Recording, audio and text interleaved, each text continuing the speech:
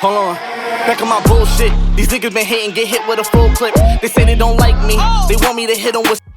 The Yankees are finally on a win streak for the first time in August, and it couldn't have come at a much better time. What's going on, guys? It's the King of 161st Street, and like my shirt says, there's a lot to smile about when it comes to the Yankees during this past week. This has been one of the more important weeks, as the division lead that we had was starting to slip. It was down to 8 games. I'm pretty sure it's still at around 8.5. But for what the Yankees were, where they were at, for Baltimore to only be 11 games back when 11 games was where Toronto was, and Tampa was like 13 games back. The lead was starting to slip, and panic was starting to ensue in Yankees land. But boy, did they cut that off with this big 3-game stretch, beating Toronto in the last game of that 4-game set, and then sweeping the Mets. Let's talk about that sweep of the Mets. First game, we got to talk about it. I don't care what you think about the guy, but Domingo had probably one of the best starts I have ever seen from him. And this is that potential that I saw, that I said last year that I wanted Domingo over Jordan Montgomery. And I know people are looking at Jordan Montgomery play right now, and like Jake yesterday from Bronx Zoo, if you haven't seen that video, go check it out after this one. Great conversation with a great dude. But what he was trying to say was, where did all these Jordan Montgomery fans come from? None of these guys were defending Jordan Montgomery like a month or two ago. But now, because he's in St. Louis, all of a sudden we're all Jordan Montgomery sympathizers, and we're all Jordan Montgomery fans now. I don't think that's how this works.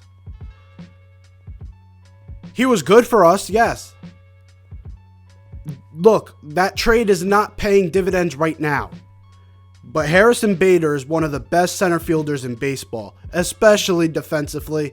And we just seen why we don't want Hicks out there. Estevan Florial can't hit right now. You're going to need a Harrison Bader to be in that outfield to make sure that Judge is good for the postseason and that defense is sound. And who's more sound defensively than Harrison Bader? Anyways, let's get back to this conversation. It's about Domingo Germán.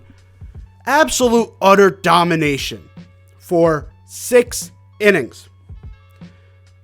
The error obviously happens in the 7th, and then that leads to the Vogelbach homer. So his stat line reads 6 1/3, 1 earned run, 4 hits.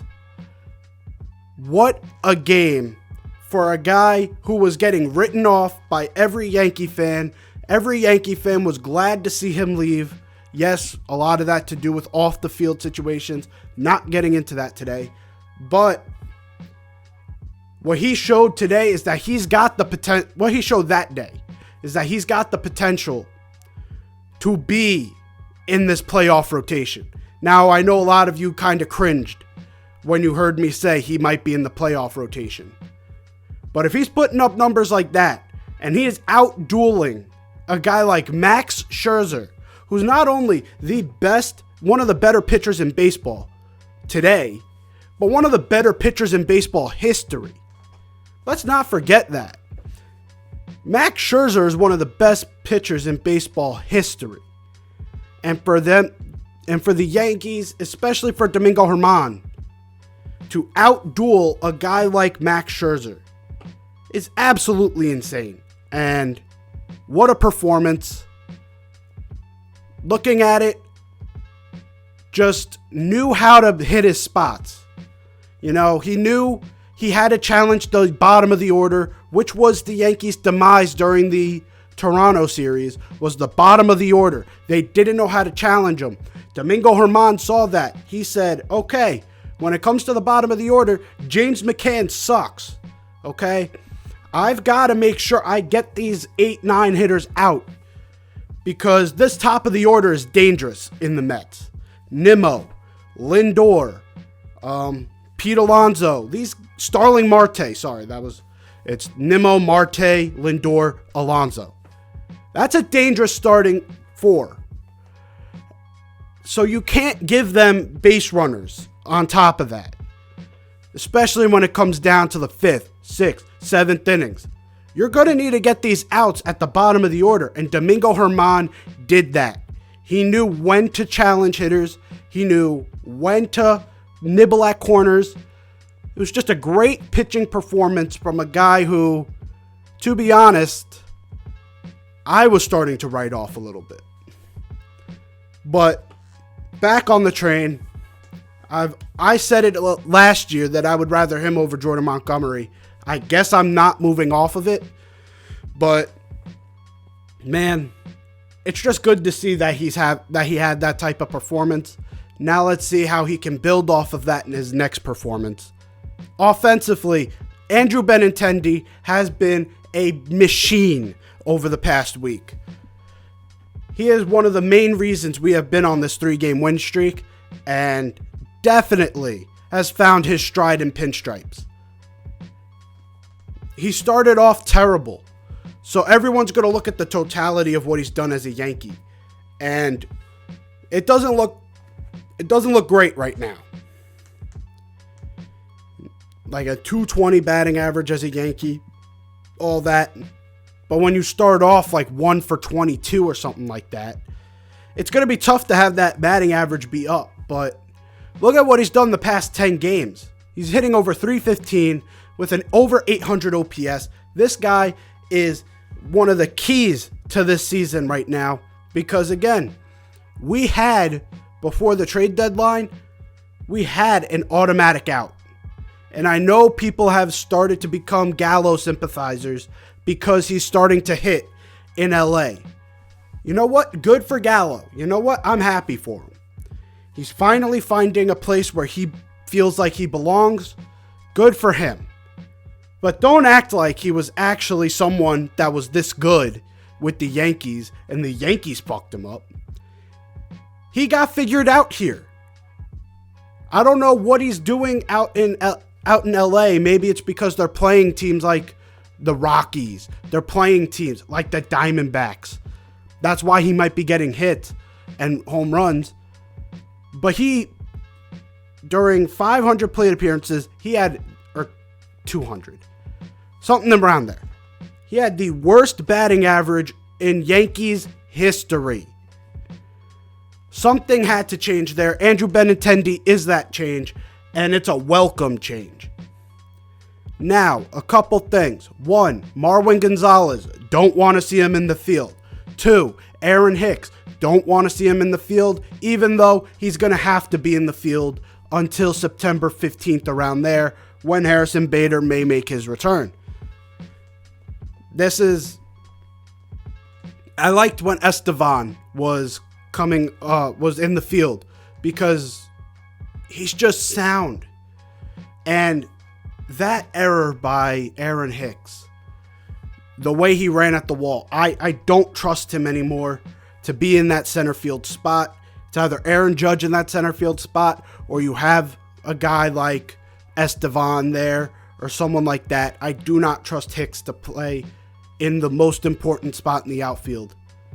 But let's move on to game 2, because this might have been the even more important game, as Frankie Montas, who has had a 9 ERA with the Yankees, not a 9 ERA total, which is what a lot of people were marketing it as, he had his best game in pinstripes.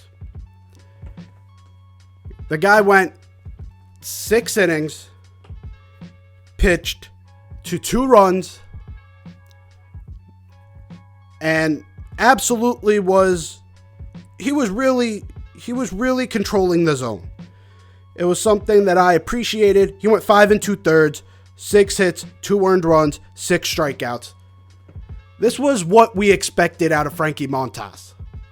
A guy who knew how to command the zone, a guy who limited damage, especially when he worked himself into trouble, was able to work himself out of it, had help by his defense. That IKF double play, absolutely spectacular when there was first and second, no outs. That was with Clark Schmidt in the game. But the defense the whole time was really helpful. And Frankie Montas is a guy who does play to contact. He does play to get to his defenders. And the defense really stepped up. Yes, they had that one blunder where Judge threw it in to Torres, and Torres tried tagging McNeil out at second when Alonso was going to score. All that happened, yes. But overall, great performance by Frankie Montas. Great performance by the team. Aaron Judge, a guy who I haven't brought up all this whole video, hit a home run off of Max Scherzer, who again tried to sneak a fastball by him. Not going to work. And Taijuan Walker tried to sneak a sinker by him. That wasn't going to work. Aaron Judge is back on pace. I don't know if he's fully on pace, but he's back too close to pace. And boy, is it great to have Aaron Judge back in the home run column. Because it was a tough 10 games without seeing it, but just what a performance all around. Benintendi, again, able to step up when it mattered most in this game. You had guys like Oswaldo making big things happen, getting that walk to score the run, saving the second run when there was a bases loaded hit. Just what a performance all around. And I was like I said yesterday in my talk with the Bronx Zoo, I was in the Twitter space and they were telling me that these games don't matter. That because we're still making some mistakes and that this is just a game against the Mets, it doesn't matter. I challenge that completely. These games matter a ton, especially when you're playing a team that has a better record than you, a team that beat you earlier on in the year, just a month ago. But yes, earlier on in the year, they dominated you, especially Max Scherzer.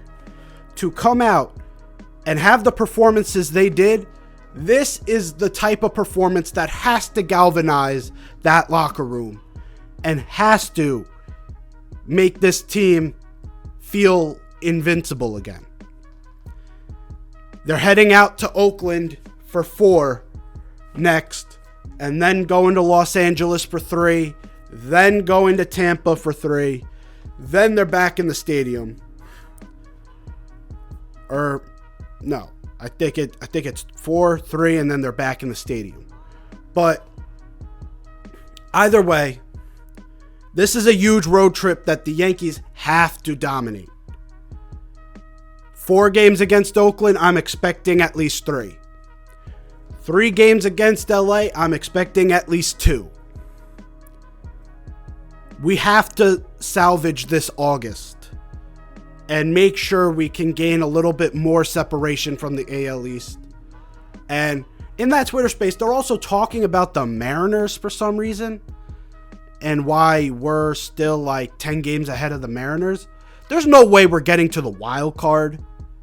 If we get to the wild card, that's where panic ensues.